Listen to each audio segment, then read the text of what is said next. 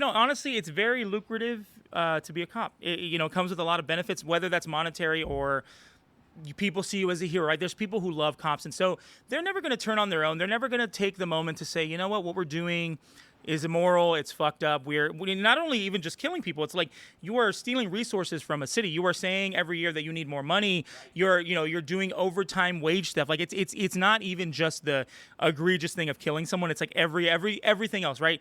Hey, well, don't you want cops in libraries? Well, we need money for that. Don't you want cops? They're trying to put themselves in every manner of our lives. Hello and welcome to Here in LA, North Hollywood edition. Today we talk with Albert Corado. Albert is a native Angelino who went to North Hollywood High, is very civically minded, having once run for city council, and maybe should again, and he is the co-founder of the People's City Council. We spoke last month near the anniversary of his dear sister Mely's death. She was the Silver Lake Trader Joe's manager who was killed when the LAPD thought it was a wise move to shoot inside of the busy store at the end of a car chase. So we'll talk about her too. Albert is such a knowledgeable young man with so much to talk about and keeps it so real that we could have talked all day. So with no further ado, let's welcome Albert Corado. Hey everybody, I am here with Albert Corado, and we're going to be talking about North Hollywood, where you had most of your formative years. Did you go to high school out there? Yeah, so I went to North Hollywood High. That was, class of 06, so graduated in 06 and spent 4 years there. Spent a bunch of years in North Hollywood, and I would still say that that's my hometown. Moved there when I was a young kid, moved around the Valley a bunch, but then always kind of found myself back in North Hollywood. And I still love it. I think it's a fun part of town. It's changing as a lot of neighborhoods are, but you kind of have to take that. I mean, everything's going to be sort of gentrified, but also, by the time I was like 9 or 10, we got the Red Line station there. So that was already kind of the beginning before I even knew what the word gentrification. And I was like, okay, the Red Line's here and it's going to start, more people are going to be coming here. So they're going to want to add more businesses. And then it just kind of seemed like a natural thing. And then as I got older and would come to North Hollywood, I'm like, I don't remember that building being there. Oh, like we have a Chipotle now, or we have a Mely theater, so it's a great neighborhood, but yeah, it has changed so much in the 27 years since I first moved there. So the Lemley and the Chipotle, that's on Lankershim, right? That's on Lankershim, yeah.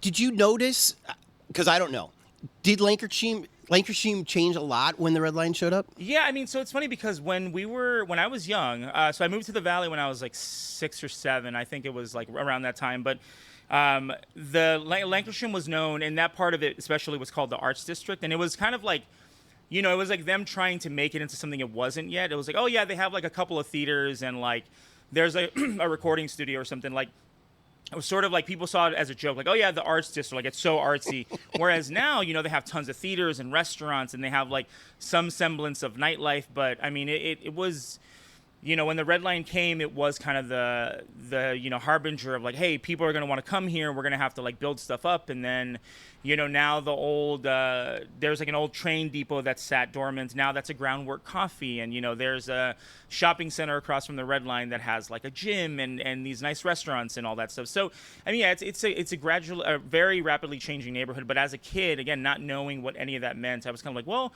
this is cool. Now I get to go and explore. I can go from here to Union Station. And as a kid, like, especially your parents are letting you out for the first time. Like, okay, like, come back at this time. You're like, yo, I can go to like downtown LA with this. It was such a mind blower. In minutes. Yeah. Because here I am in Hollywood, super close to the Red Line. Yeah, you are. Yeah. And so the only reason I know about that Lemley is because of the Red Line. Yeah. Because it's the closest independent movie theater on any of the subway lines. Yeah, I mean, and it's I think they're shutting it down too. The rumor is that they're going to shut it down, and I don't know. There's always, I don't know what they're going to build there or what's going to happen, but I feel like the longer I live in LA, the more you see things you love just disappear, and usually they're replaced by something that's not as good, or everything is like, oh, we're going to build housing over it, but it's never like affordable housing or housing that like benefits anyone or the neighborhood. It's hard to see, but LA over the hill is the same as the Valley, whereas like we just don't have our priorities straightened out, but that's another podcast. You mentioned things that are gone now. I'm a lot older than you. Sure, okay. So I think my first foray into North Hollywood was I was an intern at MTV News. Oh, wow. Which okay. was in the Disney Channel building. Oh, sure, yeah. I'm not sure if that's North Hollywood. Maybe that would be more Burbank. Yeah. That's Burbank. I mean, we're kind of teetering to the border of Glendale, but it is firmly placed in Burbank. Yeah.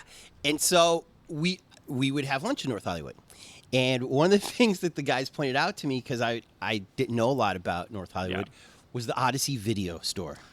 Yeah, man. Did you spend any time at the Odyssey? Yeah, I mean, I would go there. I think that was kind of the first place I ever saw like the beaded curtain. Like that to me was always the of the adult section. Yes. So Odyssey Video to me was, I think we were more of a Blockbuster family for sure. But going to Odyssey Video occasionally we'd rent stuff. But again, it was kind of where because Blockbuster was so family friendly. They had no adult section. It was like you would get like rated R movies obviously, but it wasn't like, oh, there's a secret room and if I go there I'll get in trouble, but also like, as a young kid being sort of tantalized by like what could possibly be in there, like not even having context or for what any of that was, but knowing that it was a forbidden place. So I remember, but that's also, I think you asked a ton of people who grew up in the Valley, like, oh, that's the porn store. That was the porn video store. We're like, yeah, man, if you go in there, they just sell like tons of it. And I when I got older and was 18, 19, I remember going there and just being like, oh, I can go in there, and just like going in there just because I could, right? You like buy a pack of cigarettes. I guess now it's 21, but when I turned 18, it was still 18. So you would go and like buy a Playboy, buy a pack of cigarettes just because you could. And so I remember going in there and be like, like the treasures that await. And I was like, yeah, it's just like a gross room with porn in it. Right. Yeah, right. But Odyssey Video. And they still have that sign up. And I think there's a place called Valley Relics in the Valley that has, they take old signs and restore them. So I'm hoping that one gets restored. And, we got to, listen, we have to pay homage to every part of the Valley, even the ones that are a little, dirty or whatever you want to call it, Well, I'm a crazy person. Sure. I prefer the dirty things. Yeah, sure. That's why I love living in Hollywood. Yeah. And Hollywood Boulevard's my favorite street in L.A. Okay. And so the Val actually reminds me a lot of the suburbs of Illinois where I grew up. Okay, yeah. In that it's wider streets, Sure. it's more middle-class people. I would say more humble people who are working super hard, and not that people on the Hollywood side aren't. Sure. But it just seemed more relatable to me. And in a way, less stereotypical L.A. Yeah, it definitely. I think it sort of lends itself more to kind of a suburby kind of part. I think people do consider that like, oh yeah, the Valley's sort of like the suburbs, and I think that's why it kind of gets a bad rap a little bit, or like people get a little like, oh, like hoity-toity about like, oh, like, but that's not real LA, and it's like, listen, it's real LA in that like. We have a few council districts running through us. We can vote in LA elections. The LAPD patrols it. Like it is LA, but it's also LA in the fact that like in the psyche of America, and we're talking about movies and film and what TV. Everything goes through the Valley. Whether it's movies and TV shows, you want to talk about Seinfeld, you want to talk about Friends, you want to talk about any major TV show or big tentpole movies. A lot of them are being filmed in the Valley, and people just don't give the Valley. I mean, even if you go back to like the 30s and Casablanca, being filmed at the Van Nuys Airport. It was? Yeah. Like Birth of a Nation, that old, but like one of the first big movies, whatever, it's a racist, whatever, but like that was filmed somewhere in the, the Valley for a long time was very open and sort of sprawling and had nothing there. So that was the perfect place to go and film these movies back in the day when you wanted to like give a sense of scale to something. And then, to a degree, it is still that way. But I think even in the 80s and 90s, you watch all these movies where it's like, oh, it's a suburb. It's like, well, that's Reseda. Terminator 2, where John Connor lives and is going through, that's Northridge, that's Reseda. That's like, you do. I remember as a kid having such a point of pride, being like, oh, that's the city where I live in. That's, seeing there was the Little Rascals movie in 95 or whenever that was. Mm-hmm. And they're standing outside of a payphone that's like in North Hollywood by the fire station, by my old elementary school. And as a kid being like, wait, they filmed that there, and like just having my mind blown. So, the Valley to me it doesn't get its due, but it should, because it is so LA, it's not even funny. You went to North Hollywood High. What's the nickname of your mascot? So we're the Huskies. I I mean, Were there a lot of Huskies walking around? No, I don't. Yeah, I wonder what that is because we were. I went to Lancashire Elementary down the street, and we were the Lions. And again, there were no Lions as far as I know on Lancashire. I went to Robert Fulton Middle School for 2 years. I went to Walter Reed, which I think are the Wolves. Again, Walter Reed was known for a vaccine or something like that, like something medical, because he has his own medical center. Mm-hmm. But we were the Wolves. And then Robert Fulton Middle School were the Steamboats, which at least Robert Fulton invented the steam engine, steamboat, or whatever. So that made sense. But I'm like, yeah, Huskies. Not sure why, but I was a proud Husky for 4 years, and I would have the gear and I had the PE clothes and all that with the Huskies on it. What was because again, from an outsider, yeah, even though I've lived here since the 80s, I grew up watching Valley Girl and Fast Times at Ridgemont High. We watched the Jackson 5 move from Indiana to the Valley. Oh, yeah. And so our concept from the Midwest about the Valley, I think, is a lot different than what Angelinos have. We thought it was cool. Yeah. And I still think it's cool. But our imagination of what it was like to go to high school in L.A. was kind of like Fast Times, where we thought everybody looked like surfers. Yeah. All the girls were beautiful, and everybody had cool cars. What was it like in, you say, the early 2000s? Early 2000s. I mean, listen, there was like a little bit of that stuff. I remember going to like middle school and seeing like, oh, there's a kid who was on a Disney Channel show, right? In high school, it was kind of the thing you have to understand is like I went to public school. I went to LAUSD school, so that school was crowded as hell. We were 50, 60 kids in one classroom sharing books, and so yeah, it was. I mean, sharing books, critically underfunded as most schools are, and but the thing is, we had a highly gifted magnet, and we had those. They were like rich kids, smart kids, whatever you want to call them. Yeah. And so they got to learn the fun languages. They got to have the fully funded. They got to have the nice books, and so it definitely felt as if you were kind of like you could kind of sense the classism, even though we're all in public school. It was like, oh, that kid gets bussed in from like a nice neighborhood, and for whatever reason, he's in the highly gifted magnet here, and so you wouldn't necessarily see like famous people, and you would see them around town. Like if you go to Ventura Boulevard, you'll see them getting like a Starbucks, but like.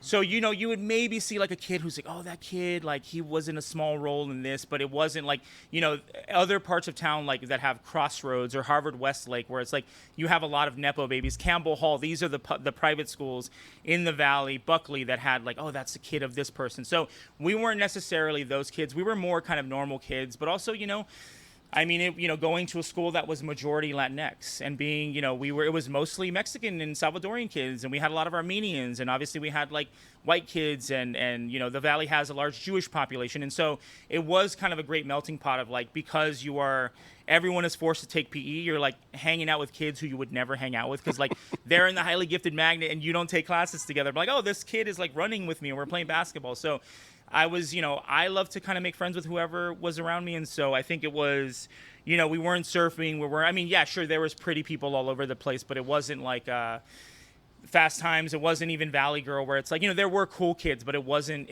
the same. It wasn't, but also, I say this as someone who was like not a cool kid. I was like a kid who was known. I was a floater. I had a bunch of friends, but I wasn't like prom king or whatever. But it wasn't necessarily that. It was more sort of normal, but also I think what was kind of a trip to me was how you did see the class divide, right? You saw like 2 blocks away from North Hollywood High School, there's a place called Oakwood School, and they're fancy and it's private, and they have now like an elevated little like walkway that you go to cross the street. So it's a different. Even there, 2 blocks down, if you might have to be walking home that way, you see the classes. I'm like, oh yeah, I will never come to the school because my parents make no money whatsoever, and these kids are very pampered and all that. So the classism was kind of all around you, and I think that's LA, that's the Valley as well. It's people have money, people don't, and we all kind of live together, and sometimes have to interact with each other. Let's talk about your family. How many generations are Angelinos from your family? So I'm first generation. My mom came from Mexico. My dad came from El Salvador. My mom came in I want to say like late 70s, and my dad came in the very early 80s, so 81, 82. Where'd they meet? My dad is very cagey, but like, oh, we met at a party, and then, we didn't like each other, and then we ran into each other down, somewhere down the line. And, with parents, I've learned that parents have secrets too, and whether they're bad or not, or whether they just don't want to share it. Parents aren't always, so my dad's like, yeah, we met at a party, and like, my mom passed when I was 14, so I don't get to ask her, hey, like, because as a kid, you ask and like your parents are like, oh yeah, they kind of give you whatever answer. As you get older and you get more honest with your family, they're a little more. So my dad's been a little more open about like his struggles and his coming to the country when he was in his early 20s. But the classic story is, oh, we met at a party. She was repulsed by me and didn't want to have anything. Our friends tried to set us up, and then I saw her later on, and then we fell in love. And so whatever the truth is in that story, they met here in Los Angeles, and I was born in '88. So because they were fresh immigrants, was Spanish only spoken in the house, or was it a mixture? No, so it's funny. My mom learned Spanish or English at an early age, and so my dad also. My dad had sort of a life in El Salvador that was like, I wouldn't say he was wealthy by any means, but he like went to like private schools, and he was a little, he was a smart kid, so he got to like go, so he knew English, by the time he was, a 12-year-old, and so, and so in the house though, what was interesting was my mom knew English and obviously like would work and live in the English speaking world, but like she spoke to me almost primarily in Spanish, and I would respond in English because I was a little stinker, kind of like, I want to only speak English. Spanish is whack or whatever. This weird self-hating thing that a lot of, I think, immigrant kids can speak to. But my dad, it is incredibly rare for him to speak to me in Spanish. Like, he has a girlfriend who's monolingual Spanish speaker, so we're at dinner, they're speaking in Spanish, and my Spanish is decent, but he'll like be talking to us, and then he'll like talk to me in Spanish, and I just feel like, man, that's not a thing that happens a lot. So my dad was always the English speaker. And, he works in construction and works for a lot of like people, so he knew that was going to be come in clutch. And so we were, and honestly, I kind of wish I had taken more of interest in Spanish as a kid, because like for many years my Spanish was very rusty, and it's still kind of rusty, but like working in kitchens and restaurants like really kind of beefed it up. But yeah, I was one of those kids that like, oh, I want to be American, and I want to watch American TV shows and movies, and I don't want to like. And yeah, it was a weird thing. But my mom was, but she did speak English, but it was very rare that she would refer to me or say something to me in English, which was very sort of odd because it was kind of opposite ends of the spectrum. I hear this a lot from second-gen young people, that they either feel insecure about their Spanish or feel insecure about writing their Spanish. Sure. And sometimes in groups of others, they don't want to speak Spanish because they're like, it's not that great. And meanwhile, an outsider like me is like, you're 100 times better than the average person. I remember my ex-girlfriend who was white. She was like, we went to Mexico City last year, and I was like, oh yeah, like these people are gonna know that I'm like a guy who is Spanish or Russian. She's like, listen, to me you sound amazing, and I'm obviously able to get around and carry on conversations. It's not as bad as I think, but like to her, she's like, man, I wish I could go and like into a restaurant and order confidently or ask for directions. And so I think it's interesting though, because that's. There was a sense of growing up where it was like you would get made fun of if you spoke Spanish in a poor way, right? Like by family, by friends, where it's like, I have friends who learn English and Spanish at the same time, and they can speak both very well.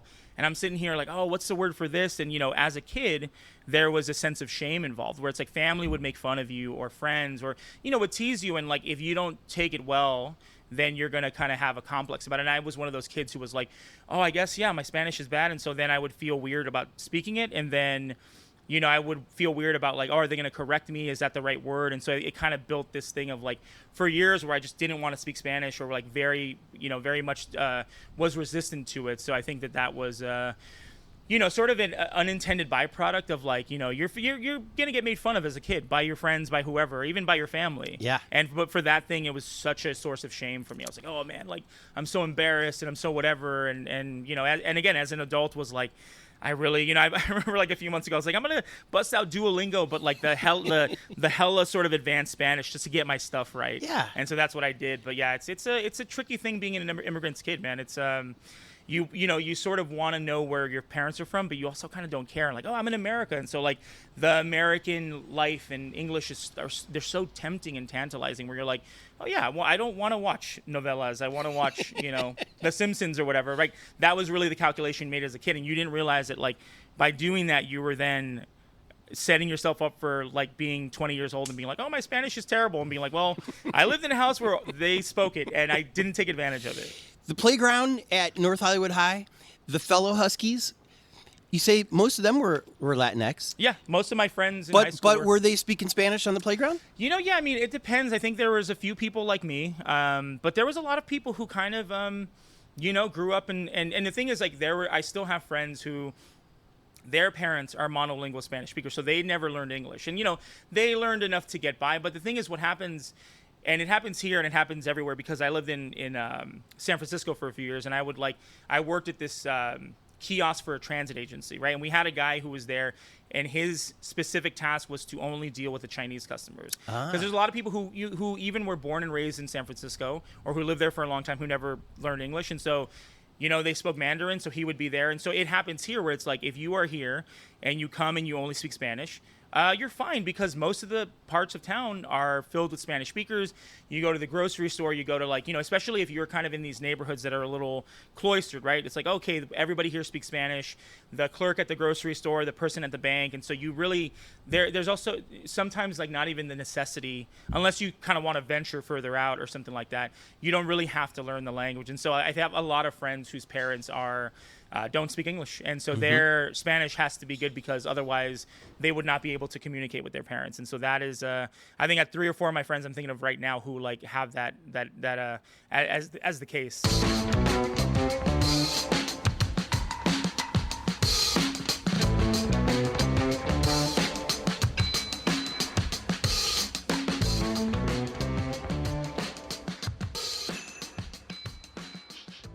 Let's switch gears. Yes. And I would love to make a joke in Spanish, but I learned French. Here's one that people will maybe understand it. So it's ¿Qué dijo un pescado al otro? Nada, güey. And so what that means, the joke is, what did one fish say to the other? And so nada means nothing, but it also means to swim. So nadar means to swim. So you say not. So he's saying nothing, dude, but he's also saying swim, dude. Way means like dude or bro. So it's sort of like a pun almost. Right. And so I heard that as a kid on a TV show and like thought it was the funniest thing. So hopefully someone at home listening got a kick out of that. So let's talk about People City Council. Yeah, baby, let's do it. You were a co-founder of People City Yeah, man. I was one of the original, like, I don't know, 9 or 10, I think was. So does that mean, was Richie the other co-founder? So yeah, so the way that it worked, I'll try to truncate this. Because I accidentally have now interviewed 2 of the founders. Have you? Wait, Richie was on this? Yeah. Okay, damn. Okay, shout out Richie. And not only was Richie on it, but for the longest time, it was the most popular episode we did, because it was 2 hours long. Who doesn't want to talk to Antifa? Yeah. As I kidded him. And he's also, just like you, a very dynamic personality. Damn, now I gotta beat him. You gotta tell me if I ever eclipse his episode. You gotta let me know. Well, I mean, we have a healthy competition. He's a very competitive guy. I am as well. Me too. Jason, who's also in People City Council, we love to compete with each other. But yeah, so Richie, do you want me to tell you kind of a quick story? The origin story, sure. We had, I had been on Twitter a ton in late 2019. Had kind of become known, I'd gone through like a very personal tragedy, and people on Twitter knew about it. And so then I was like, oh, let me get involved in like local politics and local organizing. And so, so People City Council was an offshoot of the tragedy that happened to your sister, Trader Joe's? No, I mean, it's an offshoot in that it's the reason why, I do what I do, or why I guess a small reason why People City Council exists is because I got involved into organizing after my sister was killed. And so, so what happened was I'd known all these people on Twitter, and 2019 ends, and we're like, oh, 2020 is going to be a big year, election year. A few of us are canvassing for Nithya Raman. We're like excited about that. And then time goes on, and I remember being at the primary party, and she did really well, and be like, oh man, like 2020 is our year. It's going to be crazy. That was March 4th of 2020. And at this point, I had known of Richie. I had known a few people who were doing organizing. I'd work with them doing mutual aid and stuff like that. And then the pandemic hit. And there was a day where the city council was voting on a full blanket eviction moratorium that was going to take care of people and be actually pretty good. And the few deciding votes against it were Mitch O'Farrell and a few other people, and it didn't pass. And it was a kind of a weaker eviction moratorium. And, again, I had kind of a group of people who I was talking to on Twitter, and we were like very pissed and said, you know what, man, like we can't go out there and go to City Hall because everything's shut down. What we can do, though, is we have these people's addresses because they're publicly elected officials. We know where the mayor lives. Let's get in our cars and let's take some signs and honk and make their lives a living hell. And that was kind of the seed of People's City Council. It was like, I think the first thing was like 30 of us showed up to the Garcetti's house. Then a few of us showed up to Mitch O'Farrell's and Neri Martinez and all that. And so as time went on, it kind of was like, well, hey, like we're having good turnouts. People are like restless indoors. They're pissed at their local government. So why don't we like make this a bit more of a concerted effort? We're going to start like a mailing list and have people show up. And then it became like, hey, like you're really cool and radical and awesome. And I met Richie and he was super radical and awesome. And then we just kind of went on a Zoom after an event, like a protest. And there was about 10 or 12 of us and said, hey, we should start a group. We should call it People's City Council. Let's be pretty intentional with how we want to do this, what our goals are, what we want to do. And so that kind of was the start of People's City Council. So I was there, Richie was there, our friend Nicole Donanian Blandone, who kind of does organizing here and there, but has had to take a step back. Sabrina Johnson was there, and a few others, and that kind of became this group of 10 people. And then we had a major success after George Floyd was killed. We raised $2 million. What? Yeah. So okay, hold on just a second. By the way, you're a fantastic guest. Oh, thank you, man. Thank you. Your voice is loud and booming. Yeah. You have all the information. Yeah. You're not full of crap. Thank you. Thank you, man. So so I'm gonna probably be interrupting you. No worries. Yeah, that's fine. That's fine. Today you have 50,000 followers on People's City Council. I just looked it up. Yeah. When you were raising the $2 million, you didn't have 50,000 followers at that time, did you? No, I think we were. So the thing is, like me and Richie and a few people started the social media, and I'll give credit to Richie in that he's a obsessed person with social media. He's very good at playing with the algorithm and all that. So we were kind of building towards like, I don't even know. I think we maybe had close to like between 5,000 and 10,000 followers at that point. But like, which is very good for. Okay, again, you guys are far left. Yeah. Oh, very far left, for sure. Yeah. As far left as you can get without being crazy. Sure. I mean, some people would say we're crazy. Well, but, the LA Times called you guys idiot protesters. Yeah. Oh, yeah. We've also been called like a liberal group, and we're like, we're not liberal, bro. We're way past that. But anyway, yeah. So we're pretty left. So what I'm saying though is because it can't be decisive for some divisive for some Democrats that you guys are too to the left of them. Yeah. So anyways, to have 10,000 of them, I think is very good. Yeah, and I mean, we had, we sort of knew how to engage with people. We were making memes. We were like, we were not being filtered as far as like we were pissed, and we're like, hey, this is, I'm a person who like going what I went through. Richie coming from his background and everybody coming from their own lived experience background and all that. We were like, we're not going to sugarcoat anything. We're not going to pull punches. We're not going to, be nice to politicians or whatever. Like if we feel like they're not doing their job, then we're going to call them out. And then we have the power of like, hey, let's bring people together. I mean, during that summer, we were having turnouts to Garcetti's house with like 200 people. People were banging on drums and we had a sound system and we were, and so what happened then was we were doing this, and it was the summer of the first summer of COVID, and we were like, hey, people keep getting cited at our actions, like loud noise, honking, whatever. The police were just doing whatever they could to stifle it. Why don't we start a GoFundMe to try to pay people's tickets, right? $500, $400, whatever. Then George Floyd was murdered, and that set off. And we're like, hey, man, this is about to erupt. People are, we had been to a protest, I think the night that the news broke in downtown, and it was, you could just sense the tension. And we were like, hey, like people are going to get arrested, like en masse, like we need to figure something out. Like people are starting bail funds. Let's start a bail fund of our own. We thought we'd raise 20,000, maybe 50,000 if like, the algorithm was really kind of like working in our favor. Within 2 days of launching it, we made $500,000. Oh my God. That weekend was the big Pan Pacific Park protest, and Richie got arrested at that. People, it was very violent. People got, really hurt and all that.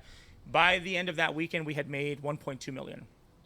And were celebrities amplifying you? Everybody whether it was big accounts, big people with followers, whether they, like leftist accounts, but also like, famous people were like donating to us. People who were, because everyone was in that moment of like, oh, we want to help out, and like George Floyd was murdered, and like, you know, it was a height of people being like, oh, BLM and all that stuff. And so we were getting $20,000 donations for people, you know, 5,000, 10,000, you know, $50 here. And so by the end of I think 2.5 weeks after launching it, we had made like $2.3 million.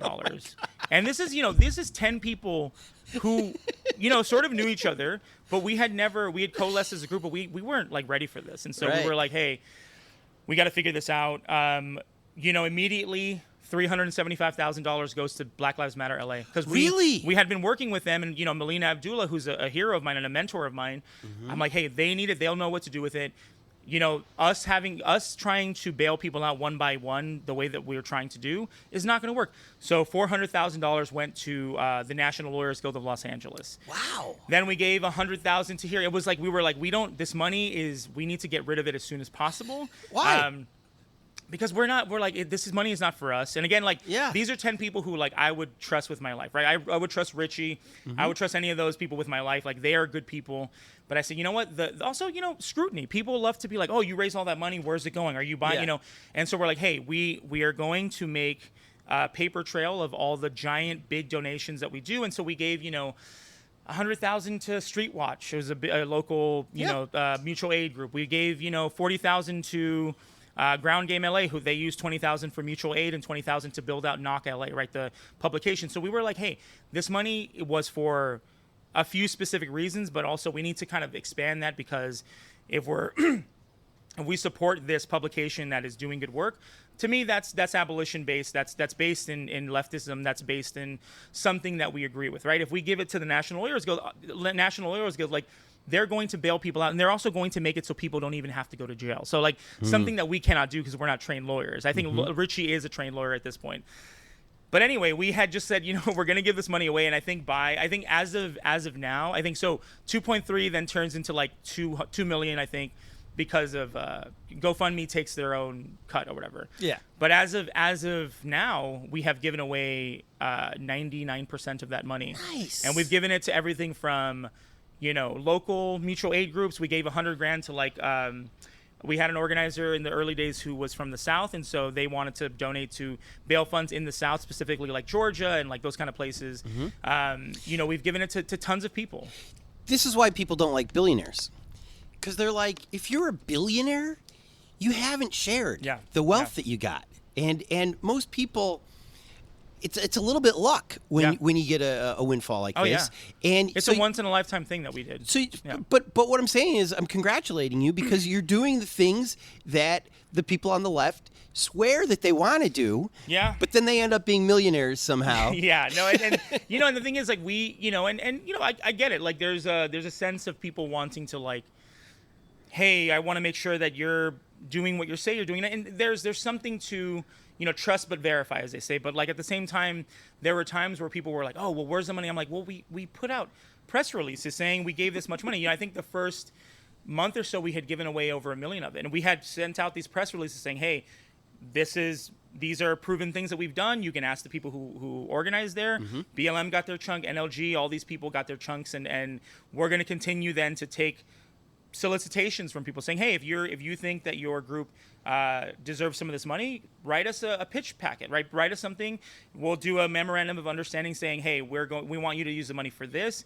With some groups, we're like, hey, we're not going to tell you how to use the money. We know that we trust you and know that you're going to. So it was kind of a bunch of moving parts, but also like, you have to deal with people being like, oh, well, I heard this and I heard that. It's like, well, I heard Richie's getting paid by People's City Council to go agitate. I'm like, no, we don't pay each other. We don't get paid to do this work. We had a windfall of $2 million that we had never thought we were going to have. And our instinct was to give it all away as soon as we possibly could. And that's how I knew that I was in a group with people who really gave a shit about the work that they, and I don't know if I can curse on this, sorry. Fuck yeah, you can. Yeah, okay, awesome. But, you know, I knew that I was around people who gave a shit about what they, you know, what they believed in and actually believed in. And so, you know, over the years, you know, we released something, I think, 4 months ago, because it was in March, it was the 3-year anniversary of People's City Council. We said, hey, you know what? We love you guys. Thank you for the support. But also, here's where 99% of your money has gone. And the small chunk that we have left, we're using for this place called Robinson Space that we do mutual aid out of and all that stuff. But it was, you know, again, I understand people's, you know, sort of when their antenna go up and say like, oh, a bunch of people got money. there's going to squander it, they're going to embellish it, whatever that is. I get it, I understand that, but like after a while, it's kind of like, hey man, we're doing the best we can, and like we were not giving this money, people send it to us, and it was like a burden almost, right? It was like this thing of like, now we have to figure out what to do, and like, okay, if we give it to this group, does that sort of match our mission? Does that match what we said this was going to go towards? And in 2021, we found this place called Robinson Space that was in a Filipino town, now is in Virgil Village, and we were doing fundraisers out of there. We were doing, mutual aid and seminars and book clubs and all that stuff. Where in Virgil Village is it? We're off of Burns and Virgil, so kind of right in the middle, like by Squirrel and all those kind of places. Courage Bagel? Around there, maybe like 2 blocks from there. Huh. So, but again, that kind of was a long-winded way of saying, like, we made that money and we gave it away, but also it was like, we knew that, like, it would better serve the community than us sitting on it and saying, well, let's figure it. No, we were like, no, we're not going to figure it out. We're not going to. We have people who advised this and said, hey, you should do this with it. But ultimately, it was kind of like, well, like we have to trust ourselves, and like people may feel a certain way about this, or people may want to nitpick and say, well, this group is actually. I'm like, no, we do our due diligence. We vet these groups. We don't just give groups to we're not giving it to like the Democratic Party or something, right? We're doing it to groups that we know are working on the ground trying to do stuff. So that was that's kind of how it went.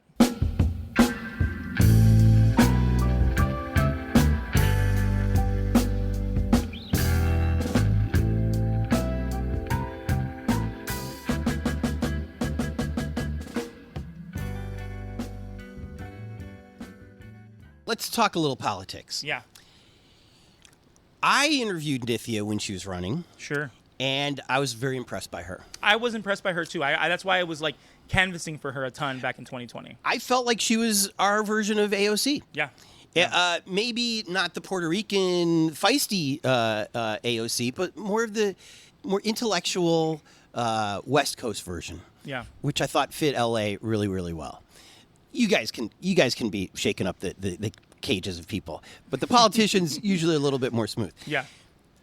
I feel like, though, that now a lot of the people who voted for both her and for Hugo are disappointed. Yeah. Are you in that box, too? I mean, I couldn't vote for Nithya because I was living in District 13 at the time. But here's the thing about you have to understand that the way that we come at it, like people from People's City Council and people who like are part of the movement, we understand that electoralism can only take you so far, right? We understand that, like, 3 people out of 15, it's hard to shake up the tree. But at the same time, we respect you more if you're trying to at least stand apart from people and stand apart from the way things are done. So Nithya, one of her things that she ran on was City Council votes unanimously 99% of the time. I want to change that. She's voted with them pretty much unanimously most of the time. Okay. Why do you think it's like that, though? Well, I think people, I don't know, and as someone who, I ran for city council as well. And so for me, I always had this thing that kept me up at night. I was like, when does it happen? When do you sell out? Are you already sold out before you get to office? Do you sell out the moment that you have your first hard thing to vote on? Right? When does that happen? And so for me, I'm like, it becomes easier to go along with the 14 other people, right? If you're Ugo, if you're Nithya, if you're Eunices, and I give respect to Eunices because she has held strong and said, you know what, even though this is going to pass, my no vote on it means something to me, and I stand for what I believe. And I respect that because as soon as Nithya got hit with any difficult propositions, any difficult things to talk about or to vote on, she went with the crowd. Same with Ugo. Ugo voted on the police on the city budget that that included an increase in police budgeting. And he was a guy who ran on like, oh, I'm an abolitionist depending on where I'm talking. And I'm going to be, not the friend of the LAPD, but depends on who he's talking to, right? If he's talking to DSA or whatever, that he's like, oh, I'm an abolitionist. I believe in no police. If he's talking to some, person in Larchmont, he's like in a suit saying, oh, well, LAPD, we need to maybe like figure something out with him. Like he's playing, he's a born politician in that way. But I think what happens is, we understand that it's not going to, Nithya, Eunices, and Ugo standing firm and saying we're not going to vote. It's still 12 to 3, right? It's still going to pass, but it's at least standing for something. It's at least saying, you know what, I don't believe in this, and perhaps it's a way to start a conversation. If you're telling me that those 3 people, if they really stood together, could not whip at least 2 or 3 more people, right, and it's still going to pass, but ultimately it's something. You are fighting against the way that things are done, and so from when I see, people still try to defend Ugo. I'm like, you know what? He broke the seal. He voted for a budget that had an increase to police budgeting. And not only did he vote for it, he said it was the most progressive budget he'd ever seen in the history of LA. So it wasn't even just like, yeah, you know what? I can't do anything about it. Let me know. He emphatically said, I support this. And so for me, as a guy whose sister was killed by the LAPD and who has spent time going after them and meeting other families of people killed by police and LAPD, seeing that, I'm like, you know what? That to me is cowardice. But it's also like, these people are making a play for re-election all the time, right? Nithia's already announced her re-election next year. She's running for it. And she has voted for police money every single time. This is the person who, on the night that she made it past the primary, I sat there and told her, you know what? I really believe in you. And Mely, my sister who was killed by the LAPD, would be canvassing for you and would be proud to be on your campaign. And she cried and we hugged. And then she went and voted for police budget, for police increase every time that it came up. And it wasn't even it's not even just the budget. It's giving more money to police for this program, or taking, they recently took away money from a food bank program to give to a LAPD cadet program in the Valley. Yeah. Like 50 grand, right? Yeah. And so for me, I'm like, you know what? It's not, these are not isolated incidents. It's not like, oh, well, my hands were tied. I couldn't do anything. No, it's a pattern at this point. And Ugo will continue that pattern, as I knew he would. And I told people, I'm like, hey, I know that you like him. I know that you think he's going to be like the savior or whatever. He had this weird, like, cult of people behind him, but like he's going to fall in line, as they all do, and he did, and Nithya did, and I don't think Eunices will. We'll see how the rest of her tenure goes, but the thing that well, okay, I have a poster of Nithya and Bernie Sanders. Sure. Bernie wouldn't just vote for whatever the crowd is. Now, yeah, Nithya might say, okay, but Bernie is not handling Los Feliz. Sure. And on week 1, when there's homeless on off of Hollywood Boulevard in her district, they wanted to recall her. And I would have said, yes, but Bernie has no problem explaining his votes to people. Yeah. It seems like Hugo and Nithya are so paranoid that they won't be able to enunciate why they voted for something, that they're just like, screw it. It's going that way anyways, I may as well vote. But they're still going to have to explain to somebody, and now they have to explain to the people who voted for them. Yeah. I voted for Hugo because I thought he was going to be different than Mitch. He is different. He's less experienced. That's the only difference. And and I'll give him credit. He removed the fence from Echo Park Lake, which I think was a good thing to do. But he also put it back up after. Was it you guys that tore it down? Well, yeah. Now I can say that now. Me and some of my friends went and tore some of it down and had a good time. No, but then he took it down permanently, which is good because, he said he was going to. Now it took him 4 months from taking office to do it. Again, that's my own critical sort of nature. I'm like, yeah, you could have done it week 1, but you didn't. And do you agree with William from the Police that the reason that he put it up in 4 months was to hit the anniversary and try to do some sort of? I think so, but I think that we scared him off from doing some big sort of like congratulatory, like, oh, no, we were like, no, you should take it down now. Fucking anniversary, fuck all that. Like, if you said you're gonna do it, if you campaigned on it, just fucking do it. You have a lot. The thing is, what's interesting to me about Nithya and Ugo is they pretend like they're still candidates. You are in power, bro. You have the power. You have the resources. And this is the thing, right? The key to governing and to being a city council member is that you are going to piss people off no matter what you do. Right. Whether you support the police, right? If you vote to give police more money, you're going to piss some people off, and you're going to make people happy. If you do the opposite, you're going to piss some people off and make some. It sort of depends on where can you take the heat from, right? Ugo said, I can take the heat from my DSA people and the people who thought I was an abolitionist because the people who are going to be happy about this budget are going to help get me reelected. Mayor Bass is going to give me better resources. They're playing the political game. And for me, when I ran, I told my staff, I said, you know what? If we make it, let's only plan to be there for 4 years because we're going to piss a lot of people off. We're going to do things that are going to ruffle feathers, that are going to make people hate us. And it's going to be the right people that hate us, right? It's going to be the police and the landlords and all that. But we're not going to get reelected because they're going to be so angry that they're going to pour millions of dollars into getting me out of office. So let's plan for 4 years. Whereas the moment Ugo and Nithya got into office, they're like, okay, how can we make these people happy? How can we still pay some lip service to the people who got us here? But then let's also think about, making money and being in office for 12 years because that's what their terms are. So Hugo really thinks that people who love the police are going to vote for him? I don't know. I can't tell what his strategy is because they still see him. The other side, the bad people still see him as an abolitionist. Of course. They mentioned that one time in a debate or something, and then that stuck with him, right? The police association, LAPPL, spent a bunch of money against him, even though, like, he's pretty pro-cop from the way he's voted. But, like, for some reason, because he's not, like, sitting there, saluting cops every day or whatever, he's not, because he's not being so effusive about it, they still see him. And so it's an interesting kind of balance because, like, they don't like you yet, man, but also you're losing the people who got you elected. Right. All the DSA folks, all the left-wing folks, they hate you too, so you're kind of a man without a nation right now. Like, the police lovers and the police don't welcome you because they still think of you this way, and your people who got you there don't welcome you either. Are you District 13 right now? Yeah, I live in Filipino Town. You could run against him and win. I don't know, man. I think I'm too honest. You don't think that that's what this area is about? Dog, I mean, listen, I get what you're saying, and people tell me this all the time, but, like, I got 4.5% of the vote, and against Mitch, though. But yeah, but the thing is, Mitch is a force. He was which is why it was impressive that Hugo beat him. Yeah. But also, it should be a lesson to Hugo. We didn't want Mitch. Here's the thing, though. Don't be Mitch. Yeah, what's different though about, like, Hugo got votes because, he ran an effective campaign. I don't like him at all, but I will give the credit where he ran an effective campaign. Yeah. He was from labor. He got a lot of people behind him.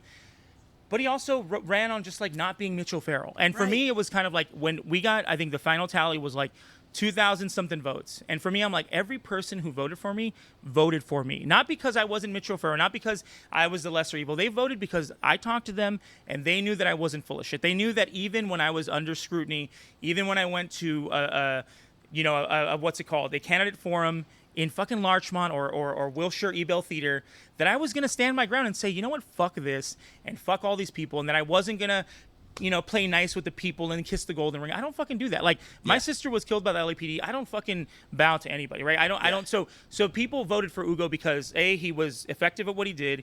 He wasn't Mitch O'Farrell. He seemed like the better option, and so I get that. But they voted for me because they knew that Albert Corado was not to be fucked with, and that I wasn't shakeable. Whereas Hugo, the moment he gets into office, is like, oh, sure, yeah, whatever, and we're trying to, he was, instead of taking the fence down immediately, he went and canvassed the neighborhoods around and saying, hey, how do you feel about this? Because I think if he had gotten enough people saying, we don't fucking want this, we want it to stay up, he would have said, hey, my hands are tied, my constituents, I serve at their pleasure. It was all a ploy, and so, not to get too... Mm-hmm.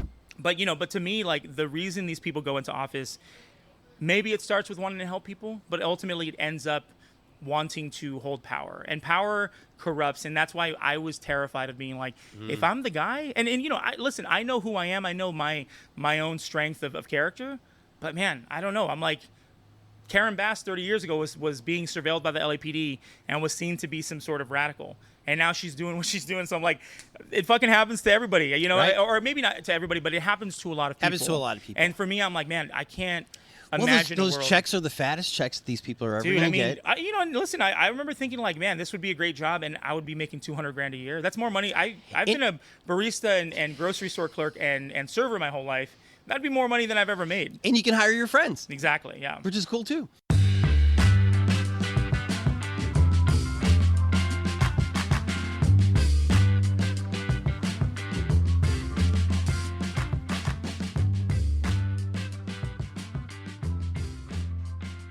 Let's talk about your sister. Yes, sure. 5 years ago.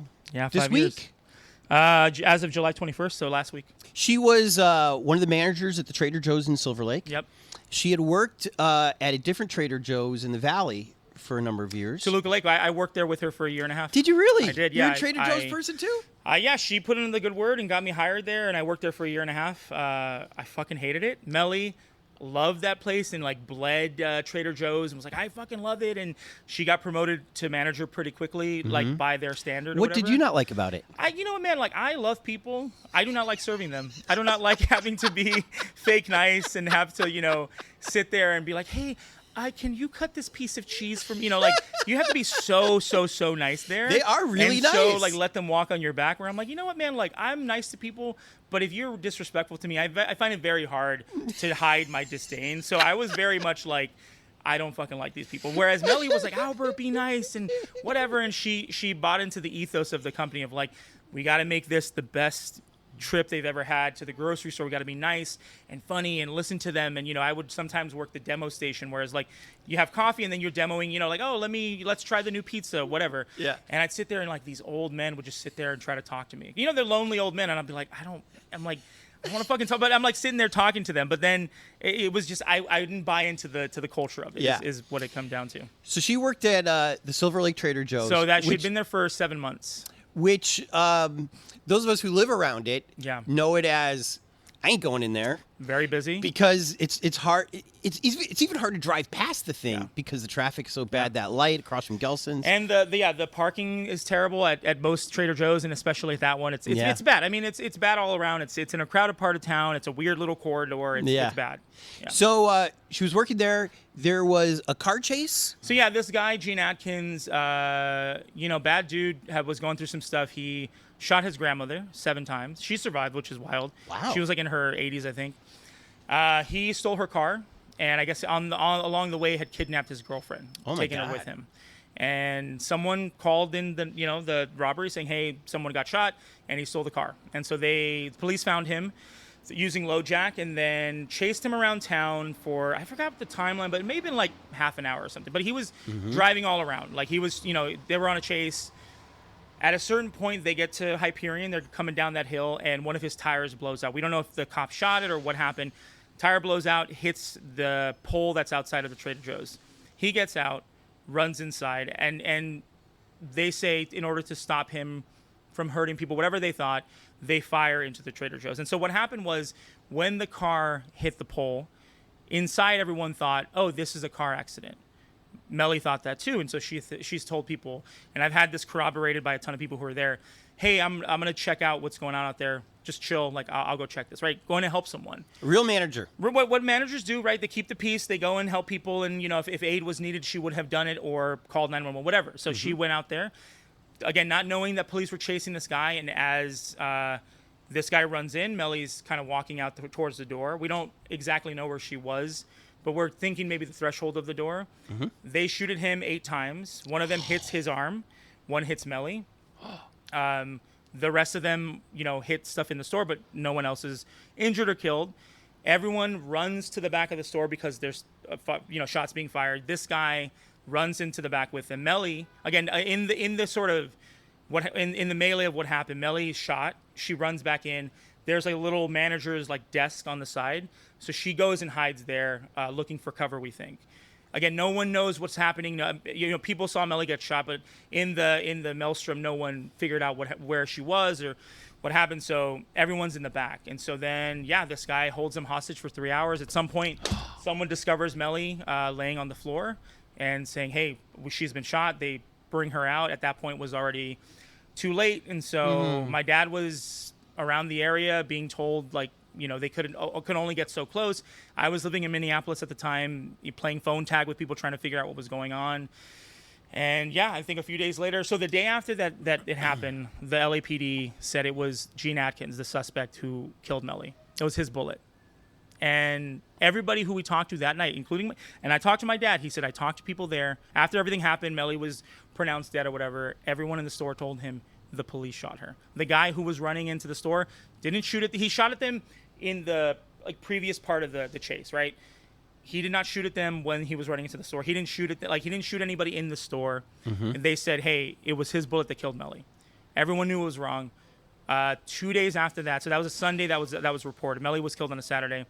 That Tuesday comes out, they do a press conference. Hey, our bullet killed Mely Corado. We're sorry, and we knew it, and so we sued them. And so that's been 5 years since we sued them.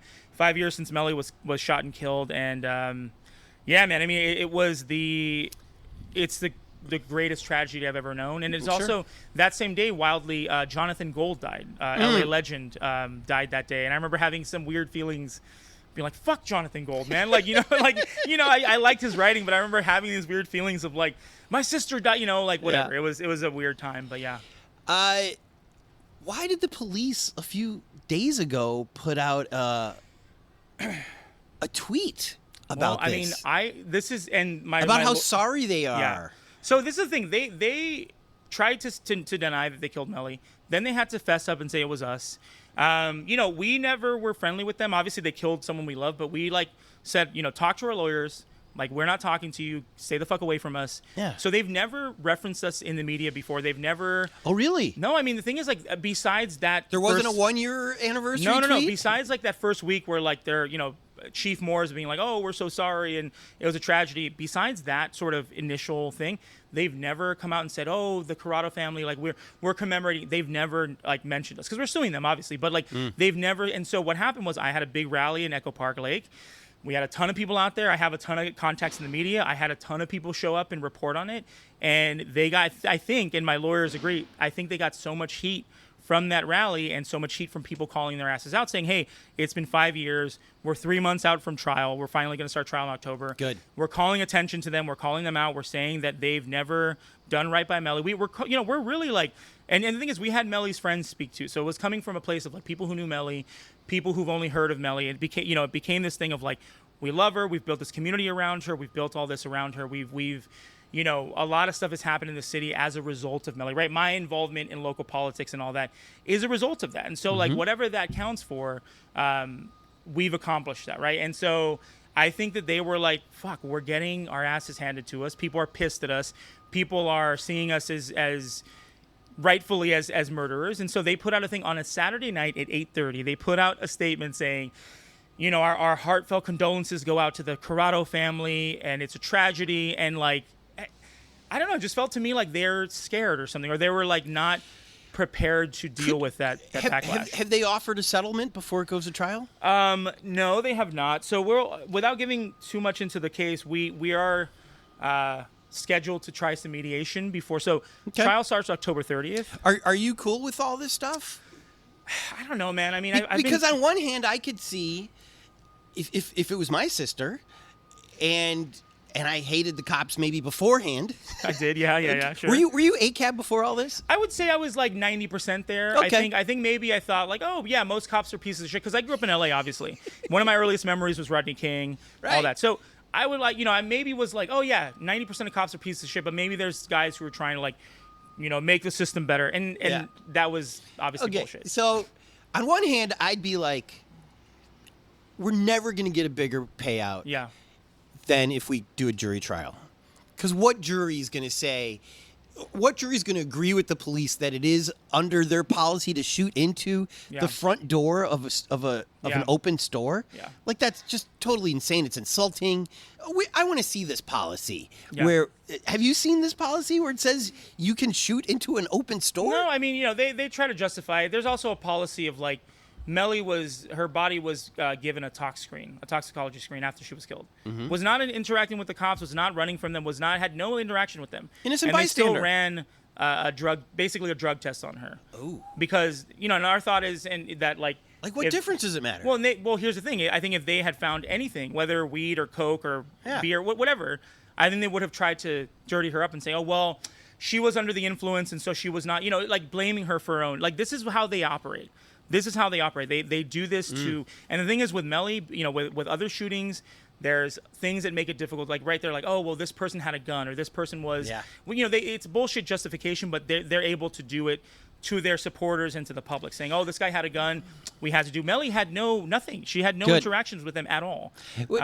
I wasn't aware that the police could do an autopsy on my relative without my permission. Yeah, I mean, it was a victim of a homicide, so that's how it works, I guess. But yeah, I mean, it was. All right, so that's uncool. So yeah, uncool. So that may make me want to go to trial. But here's the thing. I think the question, and that's something that I've been asked a bunch recently, and here's my kind of thought about it is there's a big part of me that I would say 70-80% of me is I want to go to trial. I want these motherfuckers to have to answer for what they did, and I want them to sit in front of a jury. Yes. And say, why is it okay that this person was killed?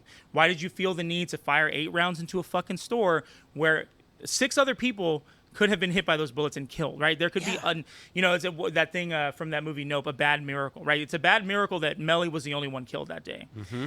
And for me, I want to see them squirm in their seats. I want them to see the 50 or 100 people we're going to bring to trial every day who support us. I want them to sit there and have to face me and my father And that's a part of me that's like the righteous anger I have in my body. There's also the other part of me that's like, you know what, man, my dad's in his 60s and, you know, he's okay health-wise, he's decent, but like this will break him. Like the Mely being killed, you know, has broken him in a big way. Obviously, like it's his daughter dying. And so going to trial, I know, will be traumatizing all over again for me, for him, for my brother, for my family, for her friends. Going through that is going to be really hard. And again, there's a part of me that's like, so like, fuck it, let's do it. And there's a part of me that's like, you know what, man, like it's never about the money. You have to put a number that seems, you know, sufficient, which is fucked up. Like, how do you put a number, you know, an amount of money on a life? But I'm like, you know what, like it's never been about the money. If we go to mediation, we'll get money and I can take care of my dad and buy him a house and chill and just do the work and continue to call for the cops to be abolished or whatever. Or, you know, and with trial, that's possible too, but it's possible that we could lose, depending on people's attitudes towards policing and what people we get for the jury. Like it could go either way. So you're taking a risk going to trial. You're taking less of a risk doing mediation, but like again, there's a part of me that maybe won't be satisfied by mediation, but it's also kind of this thing of like self-preservation. I don't want to go through having to hear these people talk about it and having to like see the videos of Mely. You know, there were videos inside of cameras inside of Trader Joe's. I don't want to see that. Right. You know, I don't want people to have to see that. And then they're going to play it on the news. Yeah. And so there's, you know, I'm kind of conflicted of like, yeah, I really want to and I really don't, because it would be easier to not have to sit there and be traumatized by this all over again. So, you know, depending on the day, I'm like ready to go. And other days I'm like, fuck it, mediation. Let's do it. Let's accept their terms and get the fuck out of here. On your Twitter. Yeah. Are you a Libra? I am, yeah. I am too. October 19th. I'm 22nd. Oh, really? Nice. Okay, we're on the end of it, right? Yeah, The cusp, yeah. The reason I ask, we don't really want conflict. Yeah. We're peacemakers. We're great in conflict for a short period of time. Yeah, sure. But if it's for the right reasons, for idealistic reasons, which this is definitely right there. But we don't want a prolonged conflict. Yeah. We want it to be done. But again, idealism is a big deal for us. So I might come from the point of view like, this may hurt me, this may hurt my family, but in the long run, if I can save the next Mely from having this happen, then maybe it's worth it. But the LAPD doesn't seem to learn from any of these payouts that they have to do, because it doesn't affect them. It comes out of our taxes as opposed to their union stuff. Yeah. And so it is tough, isn't it? It's tough. And I think, you know, too, like and the thing that I realized when I got into local organizing is like, you know, it's not just the police. The police are obviously the aggressors and the main bad guy here, but it's also the city council. It's also people who help support them, who like, who make it so they get more money every year, who are sympathetic. It's about judges and city attorneys who love cops. And like, you know, it's not, the police are emboldened by everyone around them, right? They're murderous thugs. But if everyone around them is telling them, hey, you did a great job, they can't sit there and be self-aware and do the work of like, man, maybe killing that girl at the grocery store, killing that girl at the Burlington Coat Factory in North Hollywood. Which to me is so similar. It's so similar, yeah. Because here's suspects who are trapped in a building. Yeah. You don't have to shoot them. Yeah. This weird training that they have that because I have a gun, I have to use it, is ridiculous. Yeah. He was trapped in there. Yeah. You can't get out, and like we said before, the reason I don't go to that Trader Joe's, it's too crowded. It's crowded, yeah. Which is perfect for police to be able to surround that place and either wait him out or whatever it is. And you know, the very telling thing to me was that guy who was in there, he was in there for 2.5 hours with them, like holding them hostage, quote unquote, and like he knew that the moment he stepped out there, he was going to be killed by them. There was no talking them down. They were ready to fucking kill him, and so he like basically fostered some sort of agreement where they said, he's like, hey, I will give myself up. I'm not going to go out there because I will be shot by a sniper. I will be killed by someone.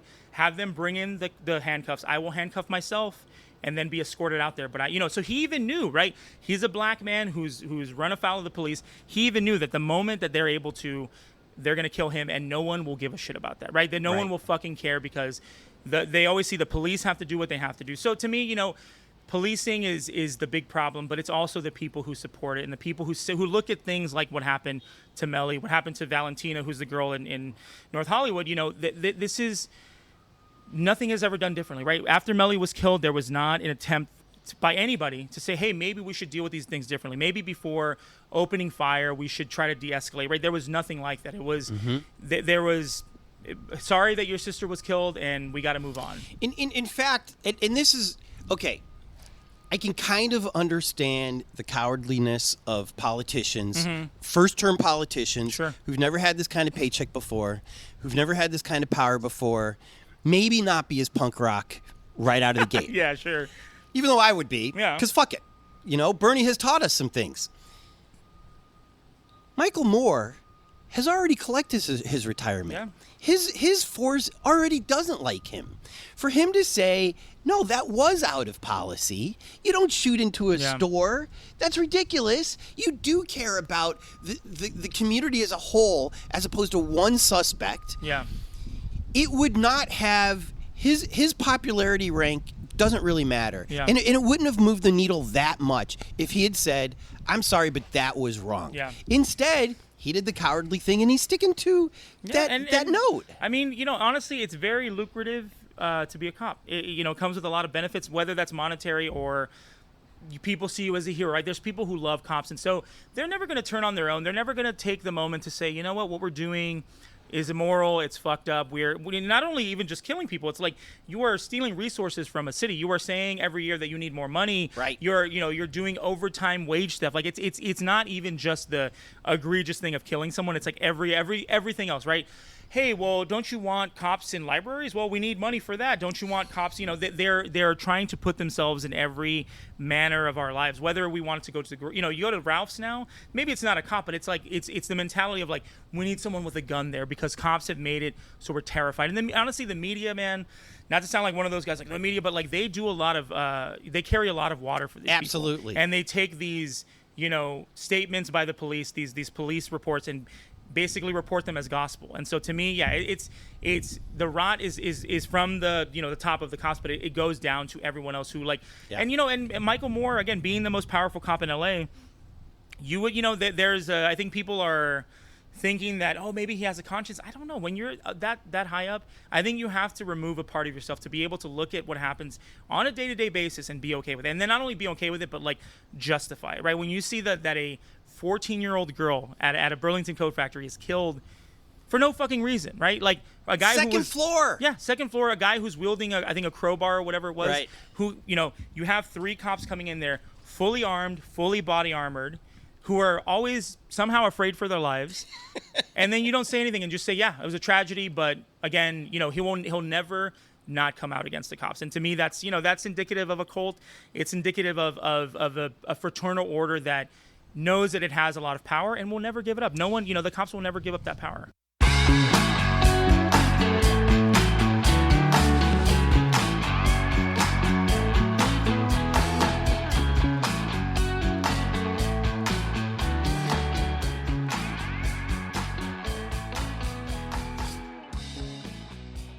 Let me ask you the hard question. Yeah.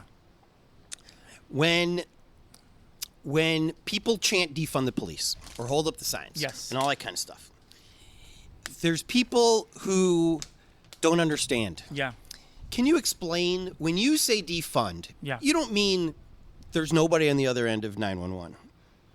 What you mean is what?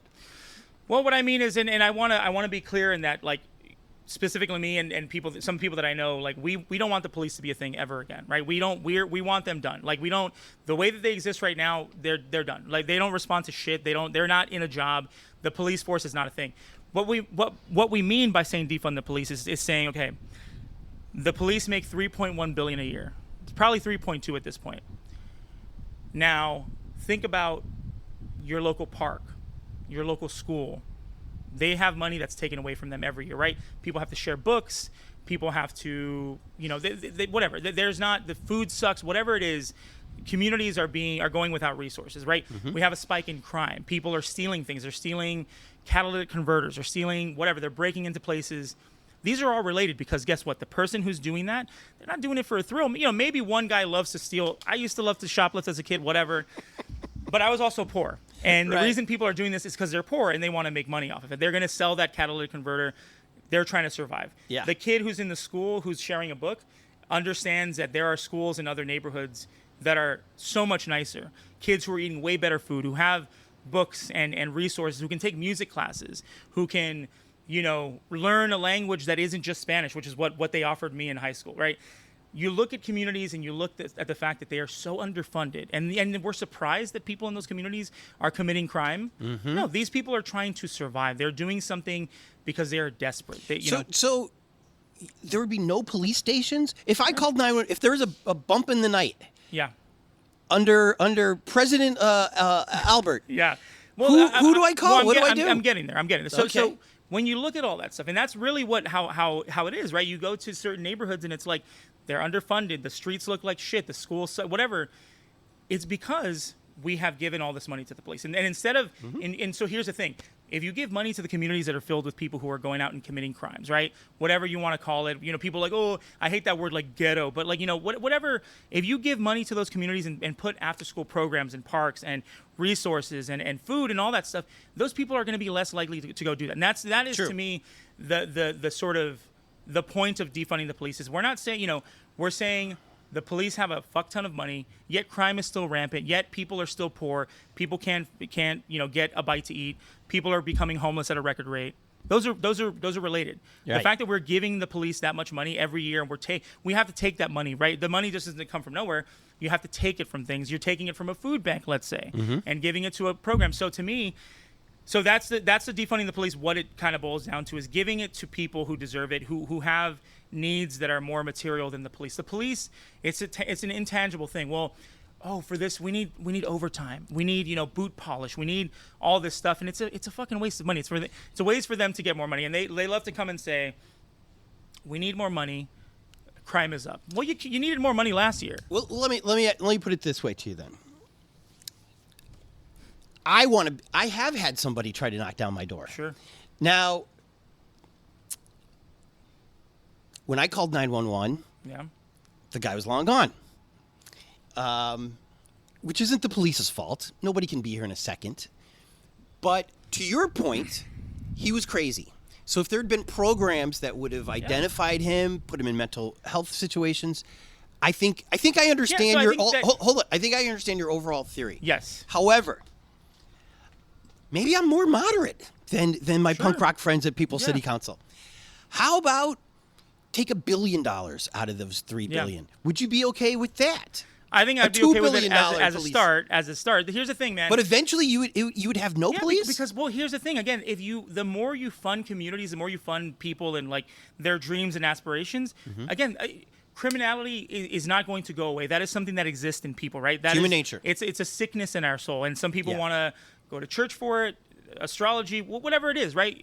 You're gonna try to find a way to deal with these things. There's sicknesses in us as people that the state cannot sort of get rid of. But for me, that guy is going to get help instead of coming to try to fuck with you. The person sleeping on the street who's maybe doing drugs or whatever, they're going to get help and they're going to have a place. And so you're stopping the problems before they even exist. Now, let me get to the reason why for me abolition is a discipline and why I want it to be the future of the world is that, just because a thing exists doesn't mean it has to keep existing. And Good. The way that the police have grown to be and the things that they're responsible for and the things that they do, think about it. I mean, my dad has had his truck stolen twice in the last year. And this last time we found it was all fucked up. There's nothing saying that if we have 10 times more police that's going to stop. It's not going to stop. People are still going to steal trucks because they're fucking poor, because they're going to sell it to someone. So to me, abolition is sort of it's the best case scenario. It's the most imaginative thing, because now if we're saying, hey, the police are done, that's not saying that criminality and crime is going to disappear.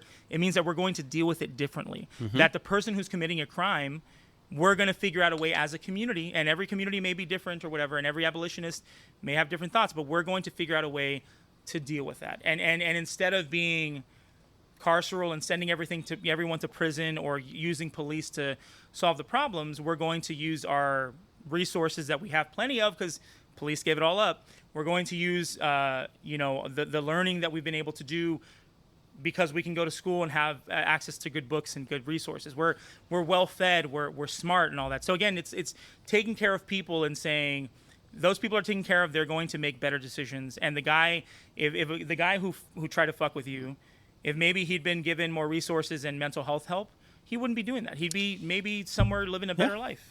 Has there been a community who's been able to do what you hope to do? I mean, if you think about stuff like in Denver, and there's like they've replaced a lot of police with like social workers. I mean, it's very. There's not a lot of stuff you can point at because I think people are really scared. I think we've been so scared by the media and by honestly, police are very good at spinning the propaganda machine where it's like, hey man, if you defund us even by a little, everyone you love is going to get killed and raped and murdered and whatever.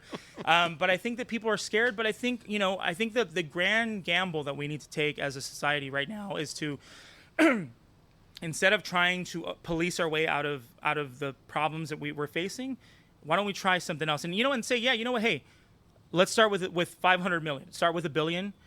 You have to sell it to people, right? Like me trying to tell everyone saying, hey, you need to be an abolitionist. That's not going to convert a lot of people. But I think we need to prove to people that, hey, there is something to what we're saying. And you can see little hints of it here and there. Social workers that have been, that are doing the work that police used to respond to.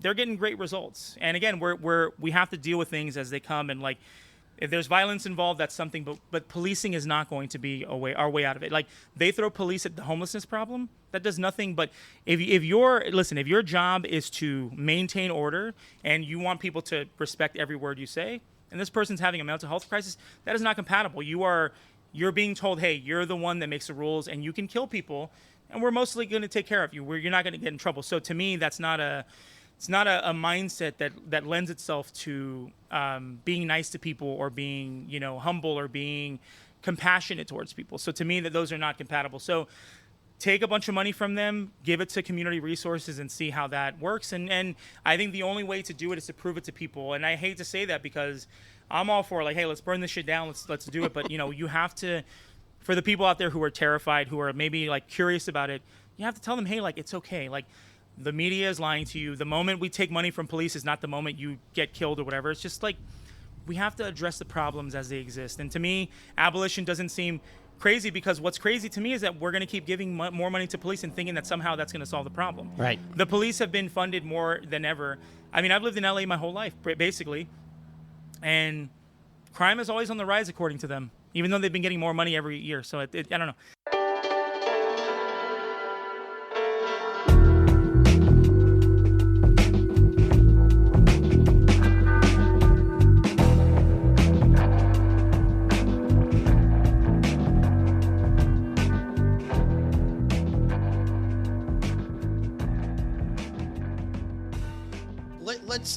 Let's wrap up. And by the way, thank you so much for being here. Yeah, and thank you for letting me talk. I know you said it was an hour, but I tend to chat a little much. We're Libras. We're good at this. Yeah. And we're talking about passionate things to you. Yeah. Which is why I want this platform. Yeah. I want people to be able to talk about what's true for them. One thing that I love about People's City Council, I love a lot. Yeah. First of all, I love how idealistic you guys are. You've taught me a lot about ACAB. You've taught me now about defunding a little bit more than the next, which is controversial. And hell, if LA has to be the one that starts it, well, we start a lot of other things. Yeah, why not? One thing I love about you guys is you go to city council. Yeah. And so when I was at the LA Times, I remember politicians normally would say, Angelenos need to be more active in civic things. Well, you guys are. And they don't like that. Yeah. Even a columnist, maybe more than one columnist at the LA Times doesn't like that. Yes. I kind of wish that there was more newspapers because I feel like... Yeah, there should be, but they're being folded up real quickly, man. It's wild. It sucks. And so when you talk about how the media, quote unquote, takes whatever the police says and makes it, so I feel like that's TV news journalism. So when I think it was 2 weeks ago when 5 LAPD officers were rushed to the hospital for meth for fentanyl, is it? Yeah, but it wasn't fentanyl, it was meth. Yeah. And it was like, that's not true. Even Twitter said, it's probably not true. It took them a long time. Mark Brown, I had to call out Mark Brown on Twitter, the anchor, and say, this makes you look bad, Mark. We love you. We grew up with you. And this makes Mark Brown, this makes you look terrible when This is pure propaganda. Yeah. There's no follow-up from the newspaper. Also, in journalism, you're supposed to have more than one source. Yeah. So you just can't say, according to the police, this is it. And now to the weather. Dallas, what do you got? Yeah. That's not journalism. Yeah. And so what I love about you is you go to City Hall and you raise hell. Yeah. One of the things that you raised hell about, that almost everything that you've wanted has pretty much come true, except for Kevin DeLeon. Yeah, man. How has that guy... Okay, let me ask you this. Shouldn't there just be a new rule that said something along the lines of, if it's a majority vote in city council, that one of the members has to go, and if it's then approved by the mayor, then we know it's just not a political move. It's a real move. Sure. I don't know. I talked to someone about that, and there's been people on city council who have come out against him and said, I don't want to be in this chambers with you, and they say there's nothing that they can do. And I think that someone explained it to me well, the moment you start letting them remove people, then it can become a political thing of we don't fucking like you, you voted against us. It could turn tricky. I could see how somebody is sort of worried about that, but at the same time, I don't know, there has to be a way to remove people who are just insanely corrupt, who have no respect for the fucking office, right? But not only remove them, but remove them quickly. Yeah. Because this idea of a vote in 2 years, that doesn't fix anything. I mean, that also speaks to the fact that there is so much bullshit that comes through city council. We're going to do a study about the, I'm like, no, don't do a fucking study. They're like, oh, we're going to do a study about whether or not free transit is good for people. No, it fucking is, because they don't have to spend money to get around their own city. It's good. Trust me. Yeah. You can trust us on this one. You don't need to take a year to do a study. Or why don't you study it for real? Oh, yeah. Just go right now and see, and make it free, make it free for a week and see how people react. But so there's just, I don't know. I mean, obviously I think he should be removed, but I don't know what there should be a mechanism that is somehow can't be abused, right? Because again, if you have one person who is whatever gumming up the works according to the city council, they could all come together, say fuck this guy. So that shouldn't be able to happen, but it should be able to happen in the fact that this guy has no respect for he's corrupt, no respect for his office, for his constituents. He's using it as a way to get money and to still have some power and influence. And he was racist. And he's racist, obviously, yeah. I don't know how he is able to skirt by and Nuri was removed. I mean, maybe it's because misogyny or something like that. But have you seen the Barbie movie yet? Yeah, of course. I think it's that. Yeah. I think for some reason women understand this better than men. That when you have truly screwed up, and when the public is saying we're pissed, then a woman will do the right thing most of the time. Mm-hmm. And the man is going to have a lot harder time with it. And so also people love to bring down a woman in power. Not to say, listen, she deserved it, and 1,000% is a racist piece of shit. But I think that it was easier for people to see her do that, and easier for her to do that. And then Kevin DeLeon's just different because again, people want, when a woman does it, it's oh man, it's a woman, and honestly, there's some people out there who are well, this is what happens when you have a woman president for the city, city council. There are people who believe that for sure. And again, she deserves to be ousted like that, but he also deserves to be ousted like that. But I want there to be a mechanism to remove his ass, because he shouldn't be there. It's disrespectful to the people he was racist against, and it's disrespectful to if we're taking city council as some sort of body that we need to respect. Well, how do I respect the legitimacy of your council when you have this motherfucker sitting there? Right. Where Nuri Martinez had to pack her bags and go, and great, deserve that, but he gets to still sit here? No, everybody involved in that fucking scandal needs to be tossed out, and he gets to sit there. And so that, to me, I mean, the reason we go to city council is because the way that they do it is they make it hard for regular people who work regular jobs to go and be civically engaged, making the meetings from 9 a.m. or 10 a.m. to whatever. People are at work. If you really wanted people to be involved, make it at 6 or 7 p.m. at night. Yep. Do your fucking job and let people come and be heard. Because right now we're going there because, we do freelance work or whatever our work is. We get to go and do that. But we need more people who are being affected by this to show up. And so for us, it's a way of kind of shining a light, saying, you know what, this is what's happening in your city. Mm-hmm. The more you get involved in local politics, the better, because a lot of the stuff that's happening to your life in the immediacy, right? Whether that's you have to pay to park in your neighborhood now, whether it's, whatever building's going up next to you, that happens at a city level, not at a federal level. So the moment you get engaged, and so we're trying to tell people, hey, come out here, be heard. And I'm hoping that one day that more meetings that pertain to city stuff happen later on in the fucking day when people can actually go to. Because right now you have a lot of working people not being able to cut out and go and make public comment. And that to me is like, that's not how a city should work. And they may pretend that they don't want to listen to what you have to say. In fact, some of them just leave, which I think should be against the rules. But also they cut down on Zoom. Yeah.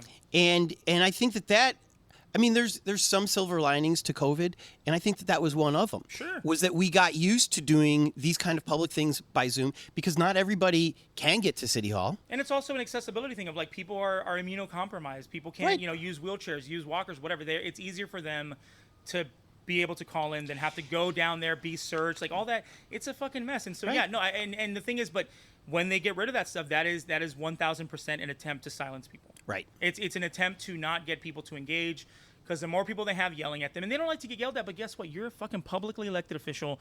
And trust me, when I was running for city council and I thought about possibly winning, I'm like, I'm going to get yelled at. I'm going to get approached in person. I just got to train myself how to deal with that. And I don't know if you saw Ugo getting confronted by William a few weeks ago, but did not handle it well. So, but again, this is the people in power will always find a way to try to skirt their responsibility. And to me, that's what they do. And Kevin De Leon's sitting there, and these people are saying, oh, we don't want him here, but they're not actually doing anything to get him out of there. That's and right. I think that there is something that they should probably be doing that I don't know. Maybe in the city charter there's something, but like pass a bill. They need to start icing him out even more because it went from being like, it would erupt if he was there, people got pissed, and then time goes on and it's not the same, but like they're still working with him. They're still having him on committees and stuff. So I don't know, man. It's a real fucked up situation. How can we support you? Oh, because first of all, yes, this has been such a pleasure Thank to meet you, man. This is great. I'm happy to talk. I'd love to chat. I've seen you online. I've seen pictures of you marching across the LA River with tons of people behind you. I'm very sorry about your sister. Thank you, man. Yeah. This is heartbreaking. Yeah. Obviously, I'm a fan of People City Council. Yes. I will be listening to the new podcast. Yes, we have a new podcast called People City Propaganda. Are you the host? I'm going to be hosting along with Jason Reedy, who's one of the hosts. I think we're going to take turns, and I'll be on it with him sometimes. And then I think we're going to start. He's black, and so we're going to start doing shows where it's like, okay, we're going to do something about the black struggle, but only black people on it because it makes sense, right? Like, so I think I'm going to be on when I can. Since this episode is about the Valley, quote unquote. Yes. 818 Heartbreaks has the Circus Liquor as clown our logo. Yeah. Give me 5 other images of the Valley that you would put on a postcard.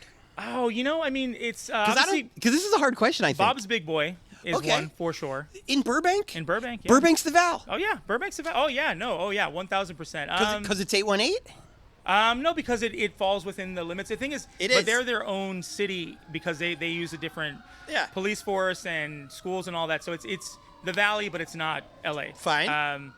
Bob's Big Boy's number 1 probably. I love that. Also a great logo. Rocketdyne is kind of another big one. There's like Rocketdyne like systems in deep in the Valley. Like I'm telling you, the Valley has a lot of weird history, man. Like did you know that there was a nuclear disaster that happened there in 1959? No. Santa Susana Mountains, right at the edge of the valley. They had a core meltdown there, and it's still pretty dangerous to live around there. It was a nuclear plant? Yeah.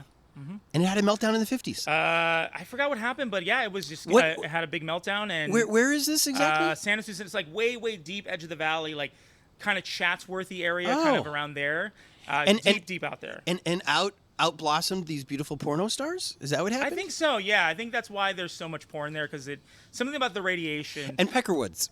Yeah, no, but also, but the fucked up thing is that now I think that there's a documentary about a family whose daughter got this rare cancer from the fallout that's still present now in the 2020s.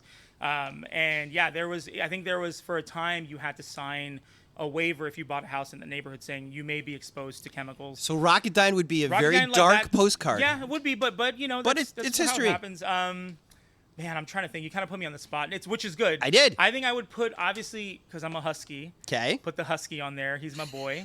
Love him. Would people know that that's the Valley, though? Maybe, yeah, maybe not. Yeah. So maybe the Odyssey sign then. The Odyssey sign would be well. Yeah, I think that's maybe my third. Odyssey sign would be good.